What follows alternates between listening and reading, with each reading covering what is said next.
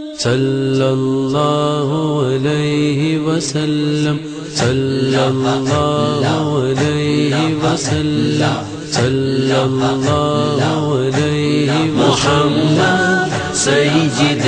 کونین محمد سید کونین محمد سید کونین محمد سید کونین انت سید ثقلین انت سید ثقلین محمد سید کونین محمد سید کونین محمد احمد حامد محمود قاسم عاقب فاتح شاهد حاشر ناصر آمیر طیب. اعوذ باللہ من الشیطان الرجیم. بسم اللہ الرحمن الرحیم. نحمدہ و نصلی علی رسولہ الکریم. اما بعد. معزز سامعین السلام علیکم ورحمۃ اللہ وبرکاتہ. سب تعریف و جملہ خوبیاں پروردگار عالم کے لیے جو سارے جہانوں کا رب ہے، ساری مخلوق کا روزی رساں ہے. اس کی قدرت کاملہ یہ کہ سمندروں میں مد و جزر کا پیدا کرنے والا، رات اور دن کا بنانے والا، خزاں و قدر کا مالک و مختار ہے. عزت اور ذلت کا دینے والا وہی پروردگار ہے. زندگی اور موت اسی کے ہاتھ ہے. ہم اسی کے حمد و ستائش بیان کرتے ہیں، اسی کی بڑائی کے راگ الاپتے ہیں کہ اس خلاق اکبر نے جو عظیم احسان ہم پر کیا وہ یہی کہ امت محمدیہ میں پیدا فرمایا اور خود اس امت کی تعریف فرمائی کہ تم بہترین امت ہو، لوگوں کو برائیوں سے روکتے ہو، بھلائیوں کی طرف بلاتے ہو. درود و سلام سید العربی والعجم جمیل الشیم صاحب الجود والکرم صلی اللہ علیہ وسلم کی ذات اقدس کہ جس ذات گرامی نے عرب کے بدووں اور خانہ بدوشوں کو تاریخ انسانی کے کاروان کا سالار بنا دیا. بزرگوں اور دوستو، اللہ تعالیٰ، اللہ کے رسول صلی اللہ علیہ وسلم نے ماں باپ کی جو خدمت اور ان کے ساتھ حسن اخلاق سے پیش آنے کے لیے جو ہدایتیں فرمائی، اس کے تعلق سے یہ بات صاف طور پر ظاہر ہے کہ اگر بندہ مومن اپنے ماں کی خدمت کر لے، اپنے باپ کی اگر خدمت کر لے تو جنت کا مستحق ہو سکتا ہے. حیات مغیرہ کی روایت یہ کہ اللہ کے نبی صلی اللہ علیہ وسلم نے فرمایا اگر ماں باپ کی اگر خدمت کر لے تو جنت کا مستحق بن سکتا ہے. حضرت عبداللہ ابن عمر بن عاص رضی اللہ تعالیٰ انہوں نے بھی روایت یہ کی کہ ایک شخص اللہ کے نبی صلی اللہ علیہ وسلم کے پاس آیا اور اس نے کہا کہ اللہ کے نبی، میں جہاد پر جانا چاہتا ہوں. حضور اقدس صلی اللہ علیہ وسلم نے پوچھا کہ کیا تمہارے ماں باپ زندہ ہیں؟ تو کہا کہ ہاں. اور پھر حضور نے پوچھا کہ کیا تم ثواب کمانا چاہتے ہو؟ تو کہا کہ ہاں یا رسول اللہ، ثواب کمانا چاہتا ہوں. تو کہا کہ جاؤ اپنے ماں باپ کی خدمت کرو اور جنت کے مستحق ہو جاؤ. اللہ کے نبی صلی اللہ علیہ وسلم نے صاف طور پر یہ بتلا دیا. اللہ کے نبی صلی اللہ علیہ وسلم نے ایک مرتبہ فرمایا، حضرت ابو ہریرہ کی روایت، کہ خاک آلود ہو جائے اس کی ناک، خاک آلود ہو جائے اس کی ناک. حضور نے 3 مرتبہ فرمایا. صحابہ کرام نے پوچھا کہ اللہ کے نبی آپ کن کے تعلق سے کہتے ہیں؟ کہا کہ وہ جو جن کے ماں باپ زندہ ہوں اور وہ بڑھاپے میں پہنچ گئے ہوں اور اگر ان کی اولاد اگر ان کی خدمت نہ کرے تو ان کی ناک خاک آلود ہو جائے. میں نے اس لیے اس انداز سے کہا. یعنی اللہ کے نبی صلی اللہ علیہ وسلم کا فرمان کہ ماں باپ کی بہر صورت خدمت کرنا جنت کا مستحق بننا بندہ مومن کے لیے شیوا ہے. بندہ مومن کے لیے ضروری ہے کہ وہ اپنے ماں باپ کی خدمت بن کر جنت کا مستحق بن جائے. اللہ کے نبی صلی اللہ علیہ وسلم نے کیا کیا؟ اللہ کے نبی صلی اللہ علیہ وسلم حضرت شعیبہ، جس نے حضرت بی بی آمنہ کے بعد سب سے پہلے اللہ کے نبی صلی اللہ علیہ وسلم کو دودھ پلایا. اللہ کے نبی صلی اللہ علیہ وسلم جب تک مدینہ منورہ میں رہے تو حضرت شعیبہ مدینہ منورہ ہجرت کر کے نہ جا سکیں بلکہ مکہ ہی میں رہیں. تو حضور اکرم صلی اللہ علیہ وسلم ان کا متعدد مرتبہ خیال کرتے، ان کے پاس تمام مال و زر بھیجتے، ان کی ضرورتوں کا خیال کرتے، اس لیے کہ انہوں نے اللہ کے نبی صلی اللہ علیہ وسلم کو دودھ پلایا تھا. حضرت دائی حلیمہ جو قبیلہ بنو بکر بن سعد کی تھیں، جو بنو حوازن کی تھیں، اور وہ جب بھی آ جاتی اللہ کے نبی صلی اللہ علیہ وسلم کے پاس تو اللہ کے نبی صلی اللہ علیہ وسلم انہیں میری ماں کہہ کر چمٹ جاتے. اللہ کے نبی صلی اللہ علیہ وسلم اپنے رضائے مبارک بچھاتے اور انہیں بٹھا دیتے اور ان کے ساتھ حسن سلوک کرتے، ان کو بکریوں کے ریوڑ دیتے اور ان کے ساتھ اونٹوں کے ساتھ مال و اسباب بھی دیتے تاکہ ان کی تنگی تمام دور ہو جائے اور ان کو فارغ البال ہو جائے. اس انداز سے ایک مرتبہ حضرت دائی حلیمہ آئیں، حضرت بی بی خدیجہ الکبریٰ زندہ تھیں. اس وقت حضرت بی بی خدیجہ الکبریٰ نے انہیں بہت زیادہ اونٹ اور بہت زیادہ مال و متاع دے کر ان کو وہاں سے روانہ کیا. اس لیے کہ جب اللہ کے نبی صلی اللہ علیہ وسلم ان کی قدر و منزلت اس انداز سے کرے تو ظاہر ہے کہ بیوی بھی ان کے ساتھ کیا سلوک کرنے والی ہیں، وہ اس انداز سے ان کے ساتھ سلوک کرتے ہوئے وہ تمام روانہ کی۔ اللہ کے نبی صلی اللہ علیہ وسلم، ام ایمن جو اللہ کے نبی صلی اللہ علیہ وسلم کو بچپن میں اس انداز سے آپ کی پرورش کی، آپ کی دیکھ ریکھ کی، کہ جب حضرت بی بی آمنہ ابوا کے اس مقام کے اوپر جب ان کا انتقال ہو گیا، وہیں ان کی تدفین عمل میں آئی، تو اس وقت حضرت ام ایمن نے بڑھ کر اللہ کے نبی صلی اللہ علیہ وسلم کو اپنے گود لیا اور ان کو اپنے ہاتھوں کھلاتی پلاتی، ان کی تمام دیکھ ریکھ کرتی۔ تو اللہ کے نبی صلی اللہ علیہ وسلم نے فرماتے میری ماں ہے، یہ میری ماں ہے۔ اللہ کے نبی صلی اللہ علیہ وسلم ان کے ساتھ جو حسن سلوک کیا، ان کو انہوں نے باغ دیے تاکہ ان کی تمام تنگی دور ہو جائے۔ اللہ کے نبی صلی اللہ علیہ وسلم اس انداز سے ان کا خیال کرتے، اور جب کبھی وہ آ جاتی تو میری ماں کہا کرتے۔ اللہ کے نبی صلی اللہ علیہ وسلم ان سے اس انداز سے مل جاتے۔ بسا اوقات اللہ کے نبی صلی اللہ علیہ وسلم ان سے مذاق بھی کیا کرتے۔ ایک مرتبہ ہوا یوں کہ ام ایمن نے آ کر اللہ کے نبی صلی اللہ علیہ وسلم سے کہا کہ مجھے ایک اونٹ دے دو، تو اللہ کے نبی صلی اللہ علیہ وسلم نے فرمایا نہیں، میں تو ایک اونٹنے کا بچہ دوں گا۔ انہوں نے کہا کہ ہائے ہائے، میں اونٹنی کا بچہ لے کر کیا کروں، وہ میرے کیا کام آ سکتا ہے، مجھے تو ایک فربا اونٹ کی ضرورت ہے۔ آپ نے کہا کہ نہیں، میں تو آپ کو اونٹنی کا بچہ دوں گا۔ حضور نے اس انداز سے فرمایا اور اپنے غلام کو ایک حکم دیا کہ ایک فربا اونٹ لے آؤ۔ چنانچہ جب وہ فربا اونٹ لے آئے تو اللہ کے نبی صلی اللہ علیہ وسلم نے فرمایا کہ اے میری ماں، یہ لے جاؤ اس اونٹ کو۔ کہا کہ تم تو بچہ دینے کے لیے کہہ رہے تھے۔ تو پھر اللہ کے نبی صلی اللہ علیہ وسلم نے سوال کیا کہ کیا یہ اونٹنی کا بچہ نہیں؟ اس انداز سے اللہ کے نبی صلی اللہ علیہ وسلم نے مزاحن ان کے ساتھ یہ تمام عمل کیا، اور پھر اس انداز سے اپنی اس ماں کو روانہ کیا۔ اللہ کے نبی صلی اللہ علیہ وسلم ان کا ہر حد درجے خیال کرتے، اور اس لیے کہ حضرت انس بن مالک سے ایک مرتبہ ان کا وہ باغ کے تعلق سے تمام معاملہ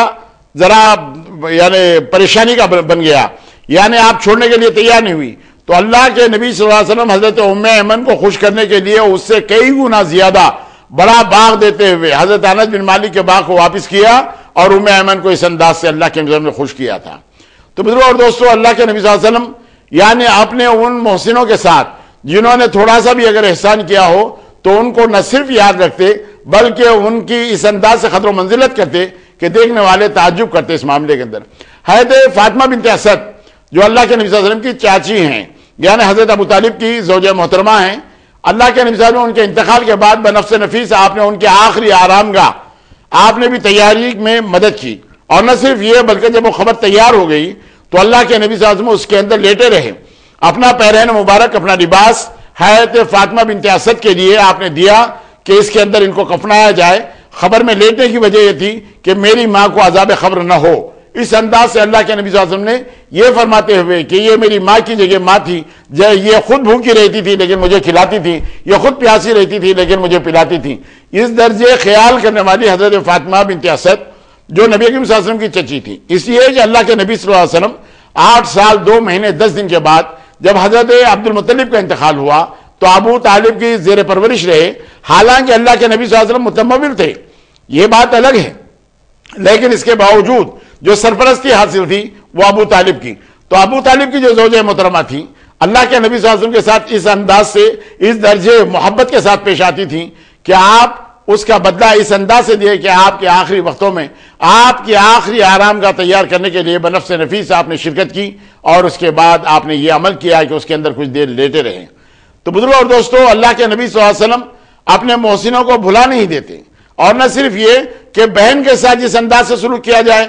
اس کی مثال تو یوں کہ اللہ کے نبی صلی اللہ علیہ وسلم کی کوئی سگی بہن نہیں تھی، لیکن جو چچازاد بہنیں تھیں ان کے ساتھ جو جیسے جمانہ حضرت ابو طالب کی صاحبزادی تھی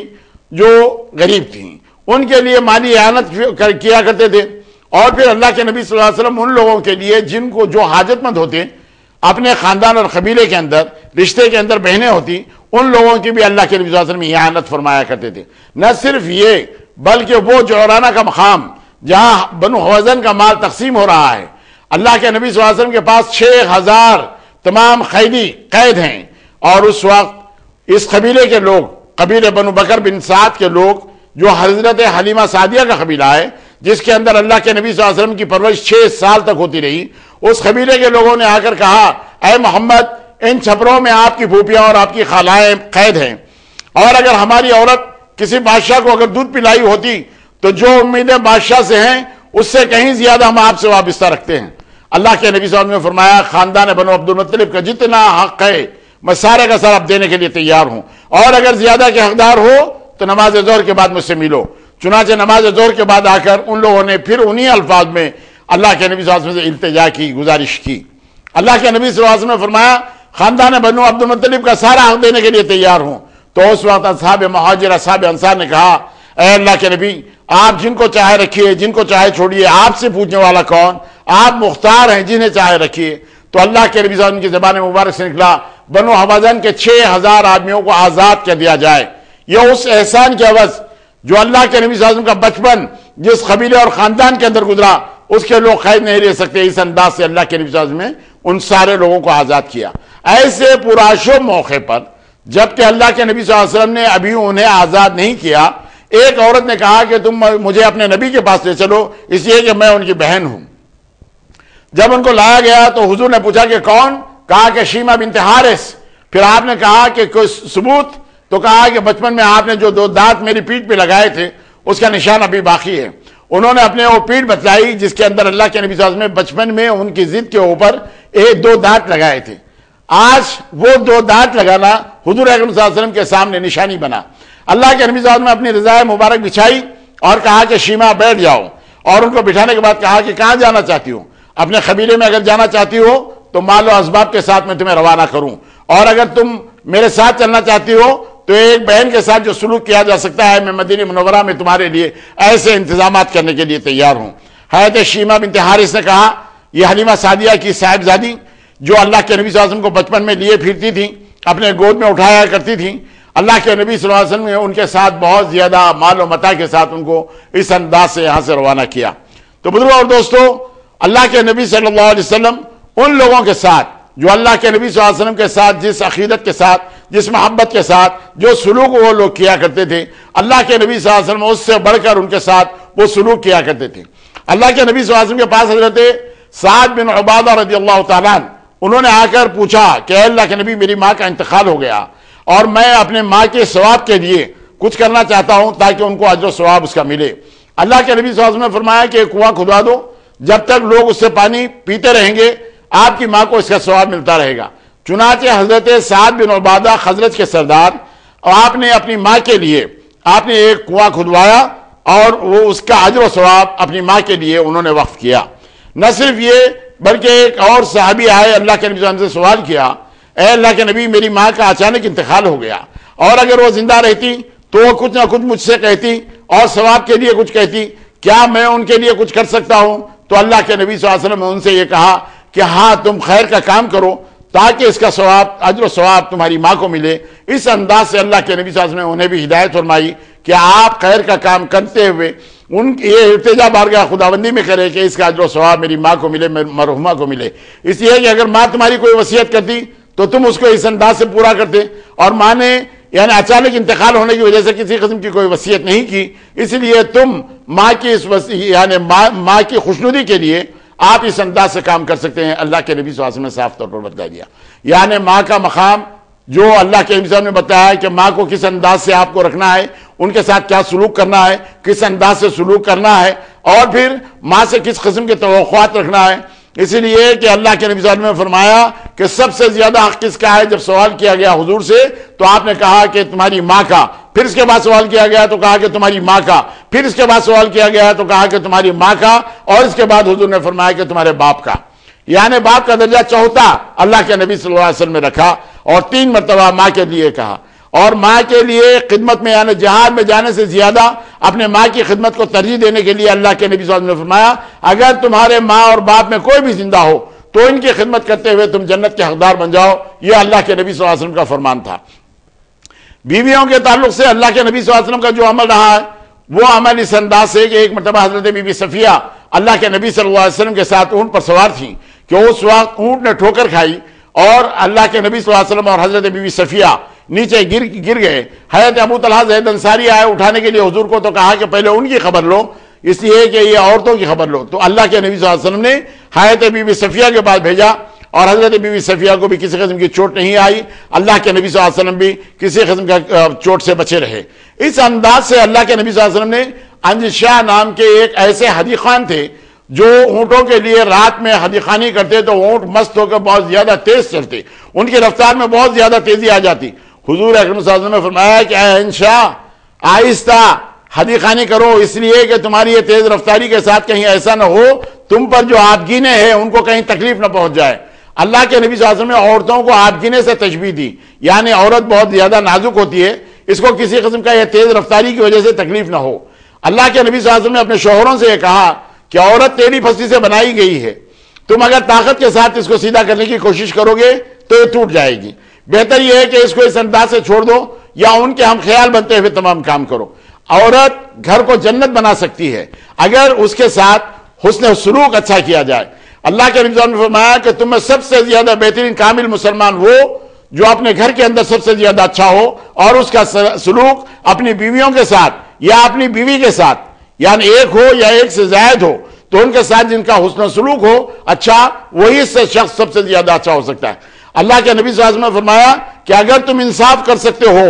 تو آپ ایک سے زیادہ شادی کرنے کا حکم دیا، اگر تم انصاف نہ کر سکتے ہو تو آپ کو زیادہ شادیاں کرنے کے لیے احکامات نہیں ہیں، آپ صرف اسی وقت شادی کر سکتے ہیں جب آپ انصاف کرنے کے قابل ہوں۔ حالانکہ اللہ کے نبی صلی اللہ علیہ وسلم کی زندگی کے اندر صرف 2 زوجہ محترمہ یعنی کا انتقال ہوا، حضرت بی بی خدیجہ الکبریٰ اور حضرت بی بی زینب بنت خزیمہ۔ 9 ازواج مطہرات اللہ کے نبی صلی اللہ علیہ وسلم کی بقید حیات تھیں، لیکن یہ تمام کی تمام کیا کیا کرتی تھیں؟ اللہ کے نبی صلی اللہ علیہ وسلم کے پاس جن کی باری ہوتی حضور اکرم صلی اللہ علیہ وسلم ان کے ہاں ٹھہر جاتے۔ یہ تمام کی تمام ازواج مطہرات اللہ کے نبی صلی اللہ علیہ وسلم کے پاس آ جاتی، بہت زیادہ دیر تک مسئلے مسائل باتیں تمام ہوتی، اور اس کے بعد یہ لوگ اپنے اپنے گھروں کو چلے جاتے، اپنے اپنے کمروں میں چلے جاتے، اور اللہ کے نبی صلی اللہ علیہ وسلم جہاں قیام فرمانا ہوتا وہاں اللہ کے نبی صلی اللہ علیہ وسلم قیام فرمایا کرتے تھے۔ اللہ کے نبی صلی اللہ علیہ وسلم ان لوگوں کی خوشنودی کے لیے بھی ان سے بھی مشورہ کر لیا کرتے۔ اللہ کے نبی صلی اللہ علیہ وسلم جس وقت بیمار ہوئے تو اس وقت تمام ازواج مطہرات سے آپ نے پوچھا کہ کل میں کہاں رہوں گا؟ ازواج مطہرات جو نبی کریم صلی اللہ علیہ وسلم کے مزاج شناس تھیں، ان لوگوں نے کہا کہ جہاں آپ کی مرضی، جہاں آپ چاہتے ہیں، جہاں آپ رہنا چاہتے ہیں، ہماری اپنی طرف سے کسی قسم کی کوئی بات ایسی نہیں ہے۔ تو اللہ کے نبی صلی اللہ علیہ وسلم حضرت بی بی عائشہ کے کمرے کو منتخب فرمایا، اللہ کے نبی صلی اللہ علیہ وسلم وہاں پر رہے۔ اللہ کے نبی صلی اللہ علیہ وسلم سے ملنے کے لیے تمام ازواج مطہرات آ جاتی، اللہ کے نبی صلی اللہ علیہ وسلم ان سے مشورہ کیا کرتے، ان کے تمام مسائل کو حل کیا کرتے۔ اللہ کے نبی صلی اللہ علیہ وسلم کے پاس ان لوگوں کا جو خیال تھا، ان لوگوں کے لیے اللہ کے نبی صلی اللہ علیہ وسلم جو خیال فرماتے تھے اس کے تعلق سے بات یہ آتی ہے کہ نماز عصر کے بعد اپنے ازواج مطہرات پر مکمل طور پر اللہ کے نبی صلی اللہ علیہ وسلم توجہ فرماتے۔ آپ ان لوگوں کے پاس جاتے، ان کے مسائل دریافت کرتے، ان کی ضرورتوں کو پوچھتے، اور ان کے بعد ان کے تمام مسائل کو تمام اللہ کے نبی صلی اللہ علیہ وسلم حل کیا کرتے تھے۔ اللہ کے نبی صلی اللہ علیہ وسلم حضرت زینب بنت جہش کے پاس بہت زیادہ دیر تک اس لیے بیٹھے رہے کہ آپ کے پاس شہد آیا ہوا تھا، اور اللہ کے نبی صلی اللہ علیہ وسلم کو شہد بڑا مرغوب تھا۔ شہد کے وہ پانی میں ملا کر وہ جب شہد دیا کرتی تھیں تو اس وقت حضرت بی بی صفیہ، بی بی حفصہ اور حضرت بی بی عائشہ صدیقہ رضی اللہ تعالیٰ عنہ نے ایک پلان بنایا۔ پلان یہ تھا کہ اللہ کے نبی صلی اللہ علیہ وسلم جب ہمارے پاس آ جائے تو ہم ان سے یہ کہیں کہ آپ کے پاس سے مغافر کی بو آ رہی ہے۔ مغافر ایک مت قسم کا پھول ہوا کرتا، وہ بو آ رہی ہے۔ حضرت بی بی حفصہ نے بھی کہا اور حضرت بی بی عائشہ نے کہا، تو اللہ کے نبی صلی اللہ علیہ وسلم نے کہا کہ آج کے بعد میں شہد استعمال نہیں کروں گا۔ تو اللہ کی طرف سے احکامات آ گئے ہیں، ہمارے حبیب جو چیز ہم نے آپ پر حلال کی ہے اپنی بیویوں کی خوشنودی کے لیے اس کو اپنے اوپر حرام نہ کیجیے۔ اللہ کے نبی صلی اللہ علیہ وسلم نے حضرت زینب بنت جہش کے پاس سے شہد منگوایا اور آپ استعمال کرتے ہوئے اس قسم کا کفارہ آپ نے ادا کیا۔ اس انداز سے اللہ تعالیٰ نے یعنی امت محمدیہ پر کہیں شہد حرام نہ ہو جائے، اللہ کے نبی صلی اللہ علیہ وسلم کا استعمال نہ کرنا امت کے لیے بھی نہ کرنے کے برابر تھا، یعنی ان کو بھی اس بات کی اجازت نہیں ملتی۔ فوراً اللہ کے احکامات آ گئے اور اللہ کے نبی صلی اللہ علیہ وسلم نے اس بات کو پسند فرمایا اور آپ نے حضرت بی بی زینب کے پاس شہد منگایا اور اس کو استعمال کیا۔ تو بزرگوں اور دوستو، اللہ کے نبی صلی اللہ علیہ وسلم ایک بیوی کے ساتھ انہوں نے کہا کوئی راز کی بات، اور اس بیوی نے دوسرے کے سامنے کہتے ہوئے اس کو راز میں رکھنے کی بات کہی، تو اللہ تعالیٰ نے بذریعہ وحی اللہ کے نبی صلی اللہ علیہ وسلم نے وہ بات عیا کر دی کہ آپ نے جو بات ان کے سامنے کی تھی اور وہ بات انہوں نے عیا کر دی۔ پھر آپ نے پوچھا کہ تم کو دوسروں کے سامنے بیان کرنے کے لیے جب میں منع کیا پھر تم نے اس بات کو دوسروں کے اوپر عیا کیوں کیا؟ انہوں نے کہا کہ اللہ کے نبی آپ کو کیسے پتہ چل گیا؟ تو انہوں نے کہا کہ مجھے اس نے بتایا ہے جو سارے حالات سے واقف ہے، یعنی پروردگار عالم مجھے وحی کے ذریعے تمام بات بتلا دیا کہ آپ نے اس راز کو فاش کیا ہے۔ انہوں نے اپنی غلطی کا اعتراف کیا۔ اللہ کے نبی صلی اللہ علیہ وسلم یعنی اپنے ازواج مطہرات کے ساتھ بھی جو سلوک کیا کرتے تھے اور جس انداز سے کرتے، اور اگر کسی قسم کی کوئی غلطی ہو جاتی تو انہیں برملا ٹوکتے، برملا روکتے، اس انداز سے کہ حضرت بی بی عائشہ صدیقہ رضی اللہ تعالی عنہ نے ایک مرتبہ ایک عورت کے تعلق سے کہا کہ وہ بہت ٹھینگنی ہے، یعنی بہت چھوٹی ہے، یعنی بہت گڈی ہے، اس انداز سے انہوں نے کہا تو کہا اللہ کے نبی نے، اے عائشہ تم نے وہ بات کہہ دی، اگر اس کو سمندر کے اندر اگر ڈال دیا جائے اس بات کو تو سارا سمندر کا پانی کڑوا ہو جائے، اس انداز سے تم نے بات کہی، یعنی ایسی باتوں سے اجتناب کرنے کے تعلق سے آپ نے فرمایا۔ اللہ کے نبی صلی اللہ علیہ وسلم یعنی اپنے ازواج مطہرات کی جو غلطیاں ہوتی ان کو برملا ٹوک دیا کرتے تاکہ پھر کسی قسم کی کوئی ایسی غلطی ان سے نہ ہونے پائے۔ حضرت بی بی عائشہ صدیقہ رضی اللہ تعالیٰ عنہ نے ایک مرتبہ حضرت بی بی صفیہ نے جو حی ابن اخطب کی بیٹی تھی، بنو نذیر کے سردار کی، جو کھانا اور گوشت بہت اچھا بنانا جانتی تھی، انہوں نے جب گوشت بھیج دیا تو آپ کا ہاتھ لگ گیا، پتہ نہیں سہون لگ گیا، آمدن لگ گیا، خسدن لگ گیا، لیکن وہ ہاتھ جب لگ گیا اور وہ کٹورا ٹوٹ گیا تو فوراً مان دل میں اس بات کا خیال آیا کہیں میرے تعلق سے کسی قسم کا وحی کا نزول نہ ہو جائے۔ پوچھا اس غلطی کرنے والے کی سزا کیا ہے؟ حضور نے فرمایا کہ تم گوشت بناؤ اور بی بی صفیہ کے پاس بھیج دو۔ اللہ کے نبی صلی اللہ علیہ وسلم نے اس انداز سے فیصلے کر دیے کہ مت پوچھیے۔ اللہ کے نبی صلی اللہ علیہ وسلم برملا ان لوگوں کو ٹوک دیا کرتے، اگر کسی قسم کی غلطیاں اگر ان سے سرزد ہو جایا کرتی تو وہ غلطیوں سے اجتناب کریں، آئندہ اس معاملے کے اندر احتیاط کریں، کسی قسم کی غلطی کا ارتکاب پھر دوبارہ نہ ہونے پائے۔ اللہ کے نبی صلی اللہ علیہ وسلم کی ازواج مطہرات اتنی زیادہ تھیں، اس سے جو فائدہ ملت کو ملا، یعنی جو تمام باتیں امت مرحومہ کو اللہ کے نبی صلی اللہ علیہ وسلم کے اس دنیا سے پردہ فرمانے کے بعد ملا، جس کے تعلق سے بتایا جاتا ہے کہ 1/3 فقہ کا مسئلہ حضرت بی بی عائشہ صدیقہ رضی اللہ تعالی عنہ اور دوسرے تمام ازواج مطہرات سے تمام حل ہوا۔ اللہ کے نبی صلی اللہ علیہ وسلم کے پاس ایک مرتبہ حضرت ام حبیبہ اور ام حبیبہ کے پاس ان کے بھائی آئے ہوئے تھے حضرت معاویہ بنت ابی سفیان۔ حضرت بی بی ام حبیبہ حضرت معاویہ کو بے حد چاہتی تھیں۔ اللہ کے نبی صلی اللہ علیہ وسلم نے سوال کیا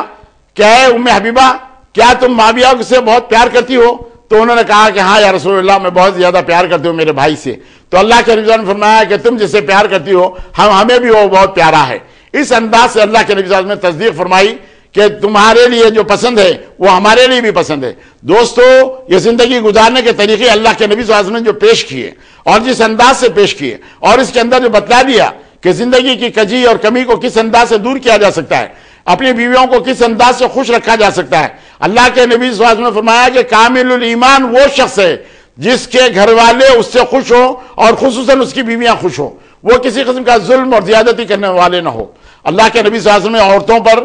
جو حقوق دیے اور ان کے لیے جو حقوق منوائے، یعنی ایک عورت اپنے شوہر سے، اپنے باپ سے، اپنے بیٹے سے حقدار بن سکتی ہے اور اپنے بھائی کا ورثے میں حصے دار بن سکتی ہے۔ اس انداز سے دنیا کی کسی قوم نے یہ قدر و منزلت عورت کو نہیں دی۔ عورت کی مثال ان لوگوں کے پاس گناہ اور جرم تھا، لیکن اسلام نے وہ مقام اور مرتبہ دیا، اگر ماں بن گئی تو اس کے قدموں کے نیچے جنت ہے۔ اللہ کے نبی نے فرمایا بیوی بن گئی تو گھر کے لیے اور جنت بنانے کے لیے تمام کام آئے گی، بہن بن گئی تو اس کے لیے بہت زیادہ فائدہ مند ہو سکتی ہے، بیٹی اگر بن گئی تو وہ جنت کے جانے کا راستہ اور دوزخ سے ڈھال بن جائے گی۔ اللہ کے نبی نے فرمایا اگر کسی نے تین لڑکیوں کی یا 3 بہنوں کی اگر پرورش بہت اچھے احسن طریقے سے کیا اور اس کے بعد ان کو ان کے شوہروں کے گھر پہنچا دیا تو اللہ کے نبی نے فرمایا کہ اس کے لیے جنت واجب ہو گئی۔ حضرت عبداللہ ابن عمر بن عاص کی روایت۔ اور پھر اس وقت پوچھا گیا کہ اللہ کے نبی اگر 2 لڑکیاں ہو تو حضور نے فرمایا کہ ہاں دونوں لڑکیوں کے لیے بھی وہی اجر و ثواب ہے۔ حضرت عبداللہ ابن عمر بن عاص یہ کہتے ہیں کہ اگر اس وقت اللہ کے نبی صلی اللہ علیہ وسلم سے اگر یہ پوچھ لیا جاتا کہ اگر ایک لڑکی کے تعلق سے تو حضور اکرم صلی اللہ علیہ وسلم اس وقت بھی شاید یہ فرما دیتے کہ اس کے لیے بھی وہی اجر و ثواب ہے۔ یعنی خوش دلی کے ساتھ اگر آپ اپنی ان بیٹیوں کے لیے جو بیوہ ہو کر اگر آپ کے گھر آ گئیں یا متعلقہ ہو کے اگر آپ کے گھر آ گئیں اور حسن اتفاق ان کے ساتھ جو کچھ آپ سلوک کریں گے، جو کچھ ان پر خرچ کریں گے، اللہ تعالیٰ اپنی قدرت کاملہ سے روز قیامت تو سارے کا سارا ان کو اجر و ثواب دے گا جو اپنی بیٹی کے اوپر انہوں نے صرف کیا۔ یہ اللہ کا احسان عظیم ہے کہ آپ کی بیٹی آپ کے گھر آ جائے اور اس کے ساتھ آپ حسن سلوک اپنی پیشانی پہ بل ڈالے بغیر اگر کر دیں تو اللہ تعالیٰ اس مقام پر ان تمام کے تمام اجر و ثواب روز قیامت ان کے لیے ان کا توشہ بنا دے گا اور ان کے لیے اللہ تعالیٰ عطا کر دے گا۔ یہ اللہ تعالیٰ کے بڑے احسانات ہیں۔ یعنی اسلام میں عورت کے لیے جو مقام اور مرتبہ دیا گیا اس کی مثال دنیا کے کسی اور قوم میں نہیں ملتی۔ اور یہ سعادت اور منزلت یعنی اللہ کے نبی صلی اللہ علیہ وسلم پر سب سے پہلے ایمان لانے والی، یا اللہ کے نبی صلی اللہ علیہ وسلم سے کلام الہی کو سب سے پہلے سننے والی حضرت خدیجہ بنت خولید تھی، جو اللہ کے نبی صلی اللہ علیہ وسلم کے سب سے پہلی بیوی تھی۔ معلوم ان کے قافلے جایا کرتے، لیکن باوجود اس کے 3 سال تک اپنے شوہر کے لیے وادی بنی شعیب میں محصور رہیں۔ وہ ساری کی ساری سختیاں برداشت کرتی رہیں، کسی قسم کا حرف شکایت آپ کی زبان پر نہیں آیا، بلکہ اپنا سارا مال و متاع اسلام کی بقا کے لیے انہوں نے لگا دیا، غلاموں کو آزاد کرنے کے لیے لگا دیا۔ جہاں جہاں اللہ کے نبی صلی اللہ علیہ وسلم کو ضرورت پڑی اس وقت اس مقام پر انہوں نے مال و متاع لگا دیا، اور پھر اللہ کے نبی صلی اللہ علیہ وسلم کے اوصاف حمیدہ کو اس انداز سے اظہار فرمایا کہ اللہ کے نبی صلی اللہ علیہ وسلم کو یہ بولنا پڑا کہ اب مجھے خدیجہ سے زیادہ اچھی بیوی نہیں ملی، خدیجہ میری سب سے زیادہ اچھی بیوی تھی، جن کو اللہ کی طرف سے سلام آیا۔ جبریل امین نے کہا خدیجہ اپنے برتن میں کچھ لا رہی ہے، ان کو اللہ کی طرف سے اور میری طرف سے سلام کہیے۔ اللہ کے نبی صلی اللہ علیہ وسلم سے انہوں نے حضرت جبریل امین نے کہا۔ تو بزرگوں اور دوستو، ماں کا جو مقام ہے وہ اپنا مقام اپنے نزدیک ہے، اور پھر جہاں بیوی کا مقام ہے وہ بیوی کے مقام کو اپنے نزدیک رکھیے۔ آپ کسی قسم کا غلو مت کیجیے، کسی کی محبت میں غلو مت کیجیے، کہیں ماں کی محبت میں غلو کرتے ہوئے بیوی پر ظلم مت کیجیے، بیوی کی محبت میں ماں کے اوپر ظلم مت کیجیے۔ آپ انصاف سے کام لیجیے، جن کا جو حق ہے ان کو پہنچائیے، بہن کا جو سلوک ہے بہن کے ساتھ کیجیے، بیٹی کے ساتھ جو سلوک ہونا چاہیے وہ بیٹی کے ساتھ کیجیے، تاکہ آپ کی زندگی کے اندر نکھار آئے اور تمام برائیوں سے آپ بچے رہے، اور اس کے بعد آپ جنت کے حقدار بن جائیں۔ اس لیے کہ اسلام میں عورت کا جو مقام اور مرتبہ دیا وہ کسی اور مذہب نے نہیں دیا، اسلام ہی وہ مذہب ہے جس کے اندر آزادی کے ساتھ عورت اپنے باپ کے ورثے میں حصے دار بن سکتی ہے، اپنے شوہر کے معاملے میں، اور نہ صرف یہ بلکہ وہ مہر جو اس کو ادا کیا جائے، اور اس کے بعد وہ مزدوری جو خود کرتی ہے، اگر وہ کسی تجارت میں لگائے اور اس کا اگر کوئی نفع آتا ہے تو اس کے مکمل حقدار وہ ہے۔ اگرچہ کہ عورت کتنی ہی مالدار کیوں نہ ہو، لیکن اس کے شوہر پر یہ بات ضروری ہے کہ اس کے نان نفقے کا خیال کرے اور نان نفقہ ادا کرے۔ وہ اس کے متمول ہونے سے نان نفقہ چھوٹ نہیں جاتا، بلکہ وہ تمام کا تمام مرد کی حیثیت سے آپ کو دینا پڑتا ہے۔ اس لیے کہ اللہ تعالیٰ